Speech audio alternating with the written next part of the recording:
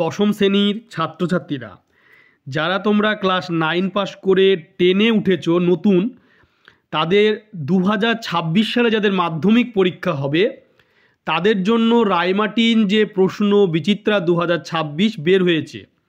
তো আজকের ভিডিওতে আমি রায়মার্টিন প্রশ্ন বিচিত্রা যে 2026 তার ভৌতবিজ্ঞান সাবজেক্টের প্রথম যে স্কুলটি রয়েছে তার প্রশ্নপত্রের উত্তরসহ সমাধানগুলি আমরা দেখে নেব। দেখতে পাচ্ছ Alipurduar new town girls high school.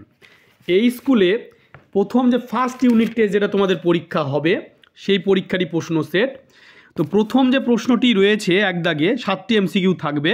এক দাগে গ্রিন হাউস এফেক্টের জন্য দায়ী, এই যে প্রশ্নটি রয়েছে গ্রিন হাউস এফেক্টের জন্য দায়ী 4টি অপশান রয়েছে, উত্তর হবে বি ইনফ্রারেড রশ্মি।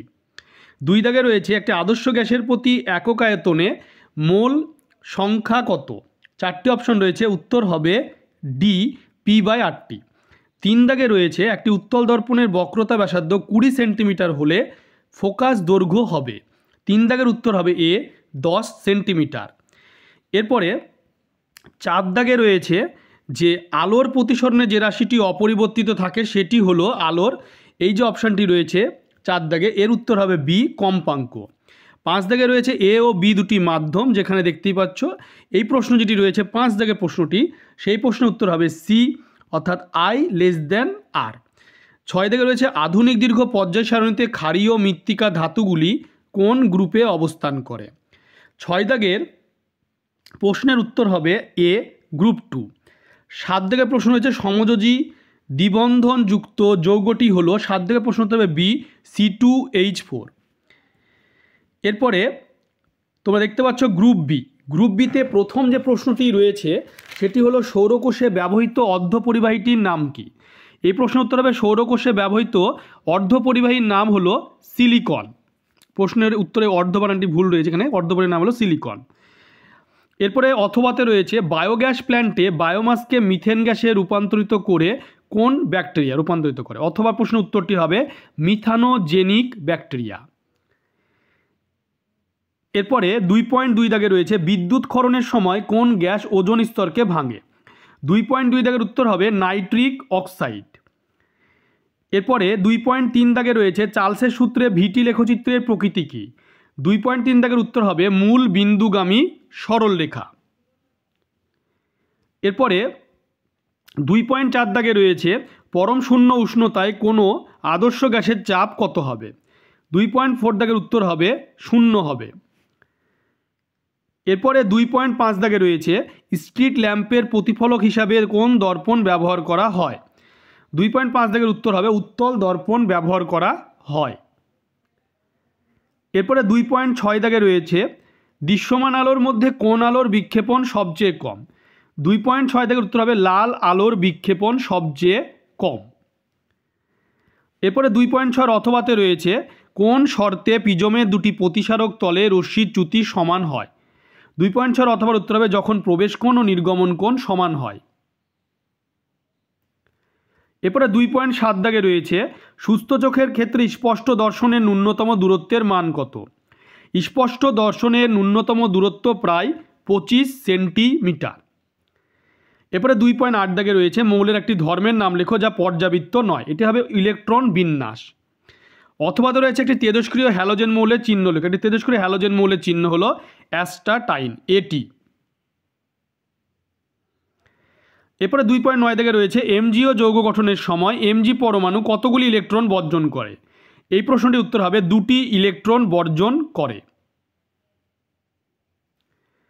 এরপরে গ্রুপ সিতে রয়েছে 3 দাগে 2 মার্কে যে 6 দুগুণে 12 কোলবেড মিথেন কি, এই প্রশ্নটির উত্তর হবে কোলবেড মিথেন হলো CBM হলো প্রাকৃতিক গ্যাস যা কয়লার শিলাস্তরের ফাটল ও ছিদ্রের মধ্যে জমা থাকে, এটি মূলত মিথেন গ্যাস যা পরিবেশ বান্ধব জ্বালানি হিসেবে ব্যবহৃত হয়।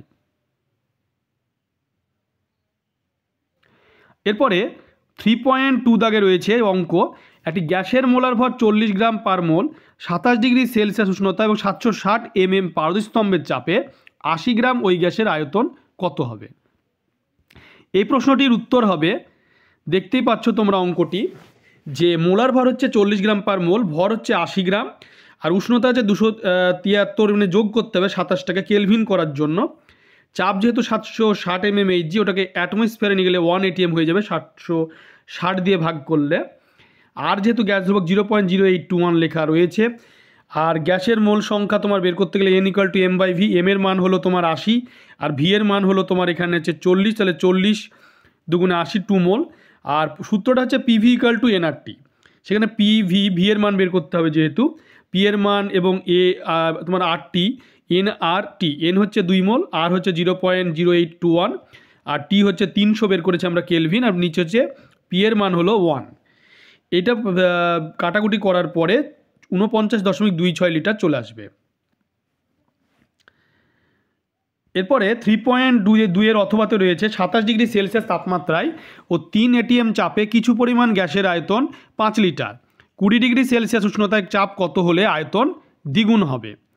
এই প্রশ্নটির উত্তর কিভাবে হবে দেখে নাও। অঙ্কটি 2.2 দাগের যে অঙ্কটি রয়েছে সেটি তোমরা ভালো করে দেখে নাও। গ্যাসের প্রাথমিক অবস্থার জন্য P1 3 atm, V1 5L, T1 27কে kelvin করার জন্য 273 যোগ, V2 10 লিটার, যেহেতু দ্বিগুণ বলেছে 5কে 2 দিয়ে গুণ করলে 10 লিটার, T2 হচ্ছে 20 কেলভিনটার জন্য 273 যোগ করতে হবে, তাহলে P1 V1/T1, P2 V2/T2, এই সূত্রটি আমরা প্রয়োগ করব। আমাদের P2 এর মান বের করতে হবে, তাহলে মানগুলি আমরা যদি বসিয়ে দিই সবকটা, কাটাকুটি করে উত্তর আসবে 1.465 বা 1.47।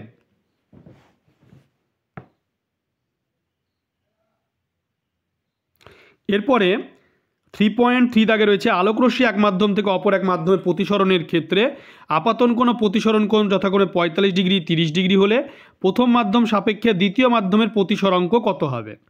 এই 3.3 দাগের যে অঙ্কটি রয়েছে সেই অঙ্কটি কিভাবে করতে হবে তোমরা দেখে নাও। আলোকরশ্মি প্রতিসরণের ক্ষেত্রে স্নেলের সূত্র ব্যবহার করে প্রতিসরাঙ্ক নির্ণয় করতে হবে আমাদের।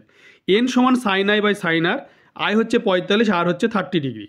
sin 30 ডিগ্রি এবং sin 45 ডিগ্রির মান আমাদের জানতে হবে। sin 45 ডিগ্রি 1/√2, sin 30 ডিগ্রি হলো 1/2।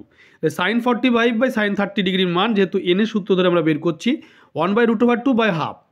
1/√2 যখন এটা যদি ভাগের পরিবর্তে গুণ চিহ্ন দিলে সংখ্যা উল্টে গেল, দুইটা উপরে গেল, 2/√2। এখানে হরের করণ নিরসন যদি করো, বর্গমূলে হরের করণ নিরসন করে কিন্তু উত্তরটি আসবে √2। এরপরে 3.3 অথবাতে রয়েছে জলের মধ্যে আলোর গতিবেগ 2.25 × 10⁸ মিটার/সেকেন্ড হলে জলের প্রতিসরাঙ্ক কত হবে। এই অঙ্কটি কিভাবে করতে হবে অঙ্কটি দেখে নাও। 3.3 এর অথবা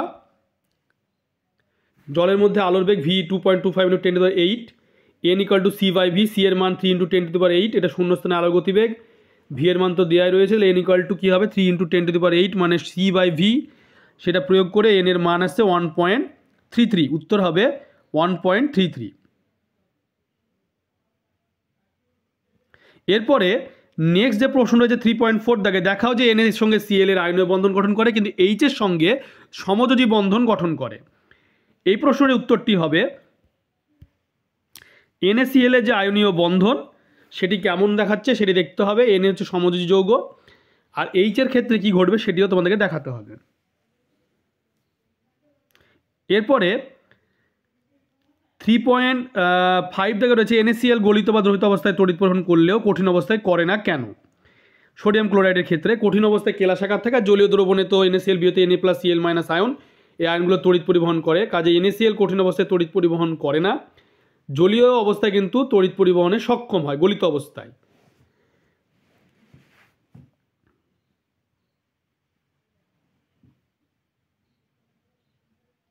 এরপরে নেক্সট যে প্রশ্ন হয়েছে যে একটি কঠিন একটি তরল সমযোজীর উদাহরণ দাও অথবাতে 3. অথবা একটা কঠিন সমযোজী যৌগ হচ্ছে সিলিকন ডাইঅক্সাইড, একটা তরল সমযোজী যৌগ হচ্ছে জল। এবার মেন্ডেলিভের 3.6 দাগে রয়েছে মেন্ডেলিভের পর্যায় সূত্রের দুটি ত্রুটি লেখো। মেন্ডেলিভের পর্যায় সূত্রের দুটি ত্রুটি হলো তোমরা দেখতেই পাচ্ছ ত্রুটি। তোমরা ভিডিওটি বেশি করে শেয়ার করবে, চ্যানেলটিকে অবশ্যই সাবস্ক্রাইব করে পাশে থাকা বেল আইকনে তোমরা প্রেস করবে যাতে পরবর্তী ভিডিওর নোটিফিকেশান তোমাদের কাছে পৌঁছে যায়।